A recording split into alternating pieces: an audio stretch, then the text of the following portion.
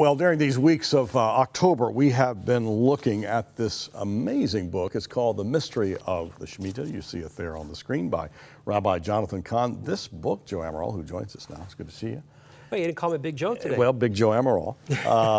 Big Joe, we've got a big book here with some big kind of complicated but yet simple approaches to Bible interpretation, really looking back on some significant moments in history and how they intertwine and cycle with this Shemitah, this 7-year period that the Israeli or Jewish calendar embraces. Yeah, so it's simply complicated.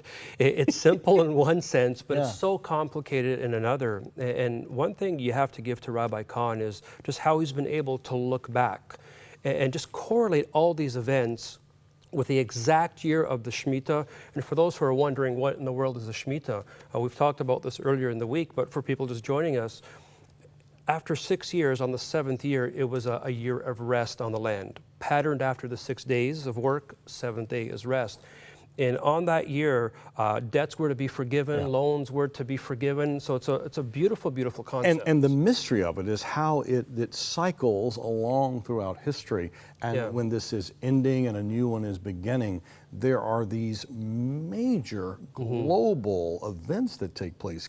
Kind of share with us what some of those major things are. He talks about stock market crashes, and world wars, and 9/11. Yeah, you're nailing them. These world wars, these stock market crashes, things happening in the Middle East and Israel. You know, some people don't get the connection between Israel and the church, and we need to understand that what happens in Israel, it's almost like a prototype. It's a shadow of what's going to happen else in the world. And Israel is that, what's that word, when the army goes right to the front, you know, and they're on the front lines of taking on what's happening. In many ways, they are the timetable for what will happen with the church as related to the church. Yeah, and God lays out, you know, the rules for Shemitah and what may happen, what will happen, and even what can happen. Is there a judgment side to all of this that we need to take warning of, because the end of these Shemitahs are crashes of stock markets and towers falling and wars starting and conflicts emerging. Yeah. So is there a judgment piece here that we need to pay attention to? Again, 12 million copies of this book have been sold. This is one of the most talked about books of 2015 in Christianity. Yeah, absolutely.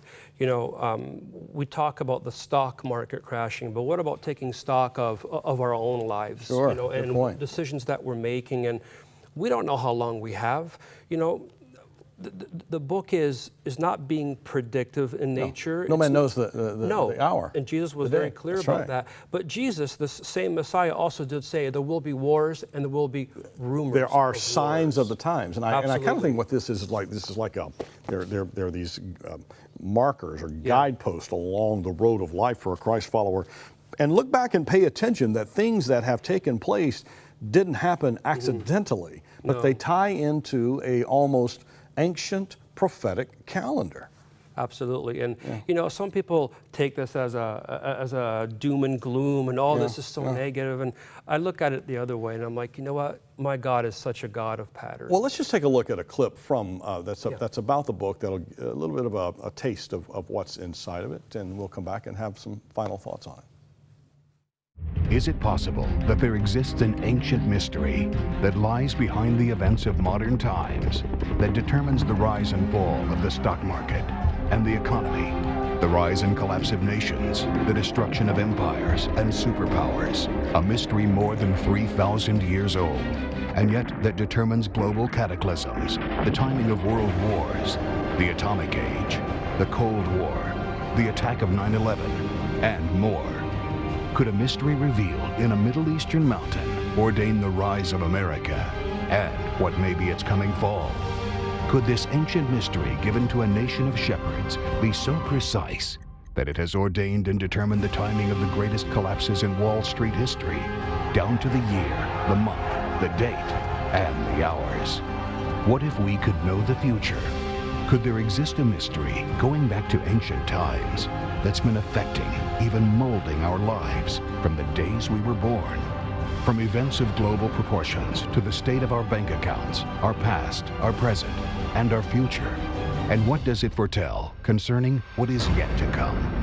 What is this mystery? It's called the Mystery of the Shemitah.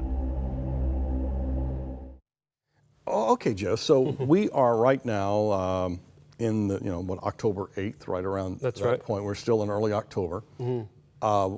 What happened at this last, in September, that moves from the 6th year into the 7th year of Jubilee, which we started, I guess, October? Actually, at September 13th. September began 13, okay, the Jubilee. mid-September. All right, so what happened as we wound down the 6th year and began to start the 7th year? I mean, on our calendar here. Yeah, in America, we around the saw world. a stunning repeat of God's pattern. In August, Rabbi Cahn started to talk about how the stock market had reached its peak and it was starting to come down, come down, come down. And then the new superpower in terms of finances is now China. That's right. And so here we have in September, right World's around biggest economic power. Yeah, right around Elul 29, where it's the day, what he calls financial nullification, where the biggest crashes can happen, and it did in China. 40% of the market was wiped out. I mean, again, he got it right. On the cycle. All right, so fascinating stuff. We've got a few seconds left. What happens now as far as this cycle is concerned in the next 10 months or so? Yeah, well, now we're in the season of Jubilee, and this is the time of restoration. This is the time of God giving back and forgiving all debts and all things that are counted against us. And I would ask people to do it in a spiritual sense. Look at your own life and believe God for this to be your year of Jubilee. That God will forgive everything that has been against you. This is your year in Jesus' name. The book is The Mystery of the Shemitah. This is a big and important book. Millions of copies sold, lots of people talking about it. We'd like to get it in your hands. Thanks, Joe.